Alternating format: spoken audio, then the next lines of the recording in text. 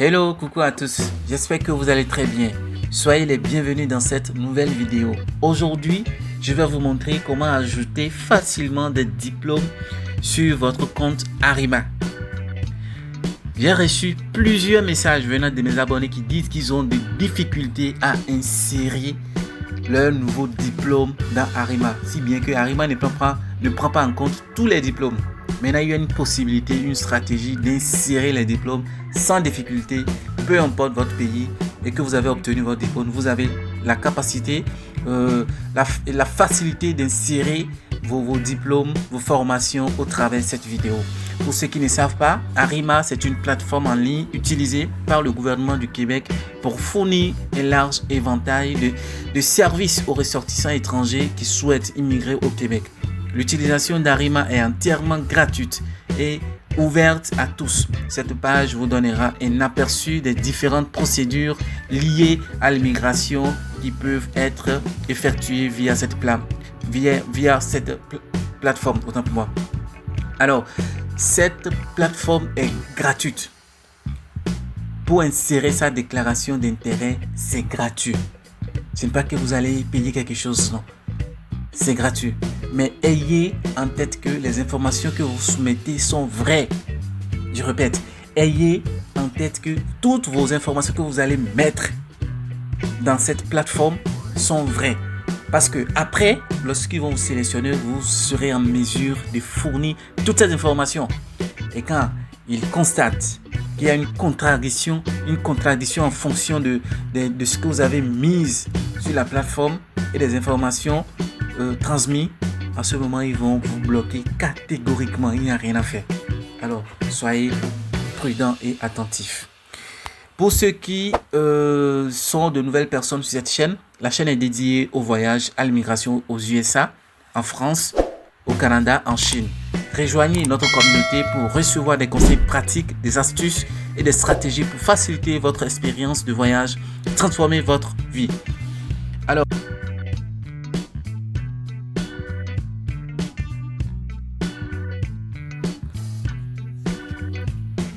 ok, donc comme je le disais tantôt, si vous avez des difficultés à insérer vos diplômes, soyez les bienvenus. Cette vidéo va vous aider à insérer facilement et paisiblement peu importe vos diplômes que vous avez effectués. Voilà, le système en question ne prend pas en compte tous nos diplômes, ce qui fait que ça peut arriver que le diplôme marche à certains endroits. Des fois, ça ne prend pas en compte. Voilà. Donc, suivez si vous avez choisi de soumettre votre déclaration d'intérêt au travers Arima. Donc, suivez. Certainement que vous aurez des difficultés. Cette vidéo est très importante. Donc, soyez d'abord sûr que vous avez créé votre compte Arima. Lorsque vous créez le compte, vous allez sur mes dossiers. Lorsque vous vous rendez dans mes dossiers, vous verrez les informations comme renseignements personnels, coordonnées, situation famille, scolarité. Donc vous cliquez sur scolarité et vous défilez légèrement le curseur. Vous tombez sur ajouter un diplôme ici. Voilà, vous faites ajouter. Lorsque vous faites ajouter, faites attention, lisons cette information. Pour toute information demandée, reportez-vous à ce qui est inscrit sur votre diplôme. Veillez à avoir votre diplôme à portée de main avant de cliquer sur suivant. Pour saisir les informations à un autre moment, cliquez sur annuler. J'espère que vous avez compris, c'est clair. Ayez votre diplôme à côté lorsque vous allez commencer par remplir la déclaration d'intérêt. Il est très important de l'avoir à côté. Qu'est-ce que cela va servir? Ça va vous aider à mettre les dates du début de la formation et les dates de fin. Voilà, c'est tout. Et mettez les informations réelles inscrites sur votre diplôme. Ok. Cliquez sur suivant. Lorsque vous cliquez sur suivant, je prends un exemple. Je prends quelqu'un qui a obtenu une maîtrise en sciences infirmières et obstétricales dans un pays comme Afrique du Sud. Voilà, supposons que c'est en Afrique du Sud. La date des études, c'est-à-dire la date du commencement. Lorsque vous commencez une étude par laquelle la date du début n'est pas connue clairement, mettez la date du début du mois si vous vous souvenez du mois. Voilà. Si c'est par exemple en octobre que vous avez commencé, en octobre 2010, mettez 1er octobre 2010 ou 2 octobre si c'est un week-end. Donc, je prends un exemple. Une étude démarrée depuis 2011, au 1er octobre, ou bien 2 c'est un dimanche, le 3 octobre 2011. C'est un exemple que je donne. Hein. La date de fin de formation, parce que j'ai dit une maîtrise, date de fin de formation, supposons que c'est le 30 novembre 2015. Ça fait normalement les 4 ans, puisque la maîtrise c'est 4 ans. Alors, je fais 30 novembre, j'allais dire, 2015. Donc, lorsque vous mettez cette première information, vous cliquez sur suivant. Lorsque vous cliquez sur suivant, vous avez le récapitulatif de l'information déclarée, de l'information qu'on vient de mettre. Pays, Afrique du Sud, date de début et date de fin. Maintenant, lorsque vous défilez légèrement votre curseur, vous tombez ici, qui demande de faire quoi? Veuillez inscrire un ou plusieurs mots-clés qui composent le titre de votre diplôme. Voilà. C'est ici que plusieurs personnes rencontrent les difficultés. Soyez concentrés et voir avec moi. Mettons maîtrise.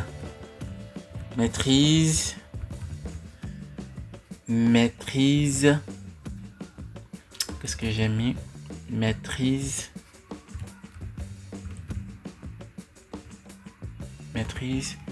en sciences.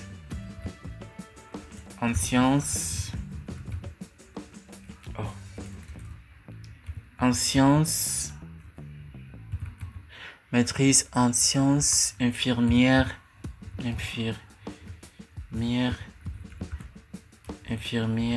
et obstétricales.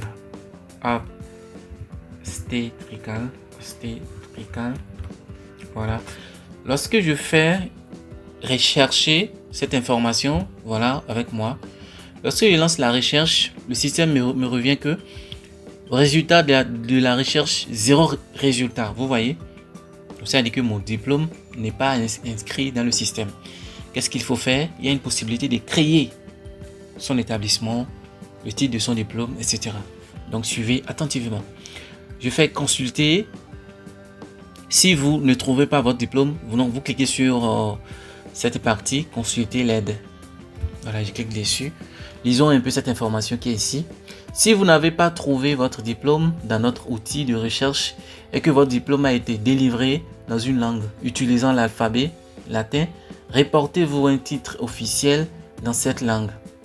S'il a été délivré dans une langue utilisant un autre alphabet, par exemple alphabet arabe, cyrillique ou grec, recherchez la traduction en français ou en anglais de son titre parmi les choix proposés. La traduction dont vous disposez pourrait différer de la nôtre. Donc, si vous avez eu un diplôme qui a été traduit, voilà.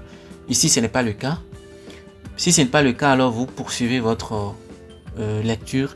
Si vous avez suivi ces recommandations et que vous ne trouvez toujours pas votre diplôme, allez sur la page rechercher l'autorité émettrice. Donc voilà, nous allons cliquer sur cette partie. Voilà. Ici, qu'est-ce qu'il faut faire? Vous allez continuer à mettre les informations en glissant légèrement le curseur vers le bas.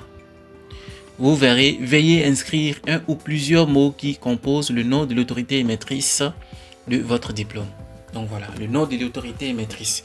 Mettons par exemple Institut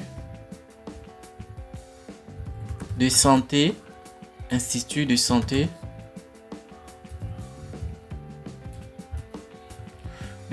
Autant pour moi. De santé de Niger. Je mets quoi? D'Afrique du Sud. Voilà, parce que c'était Afrique du Sud, on avait choisi d'Afrique du Sud.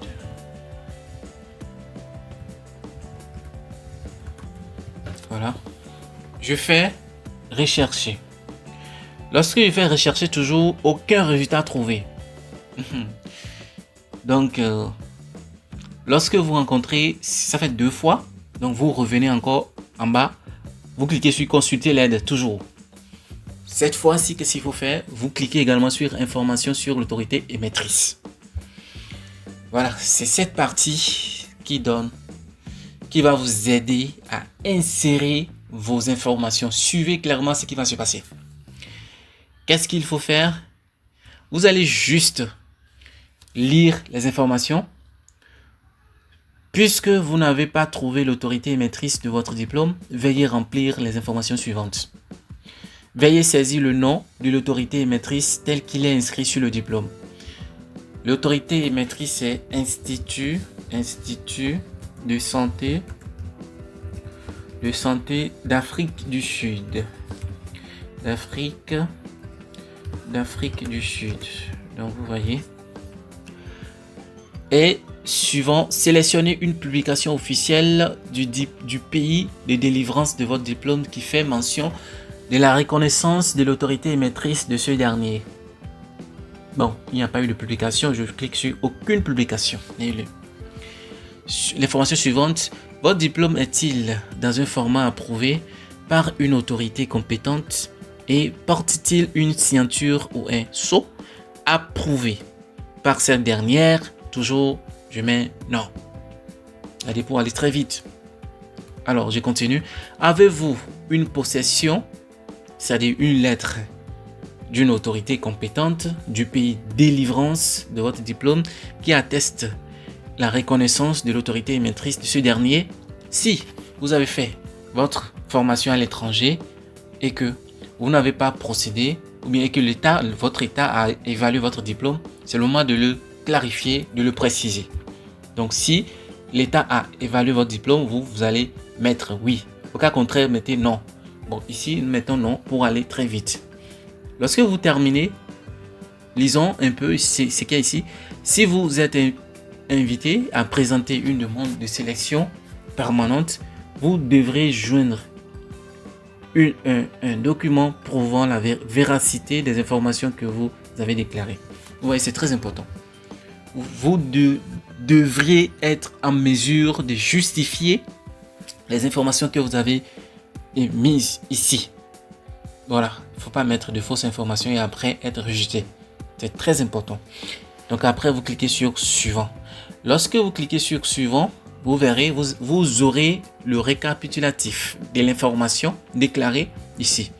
Pays Afrique du Sud, le nom de l'autorité émettrice, Institut de santé d'Afrique du Sud, ainsi de suite. Donc vous avez votre diplôme qui doit être inséré. Voilà. Et en fin du compte, je mets valider. Lorsque je mets valider, le diplôme automatiquement est inséré dans votre base. Vous voyez, ce n'est pas du tout compliqué. Ce n'est pas du tout compliqué.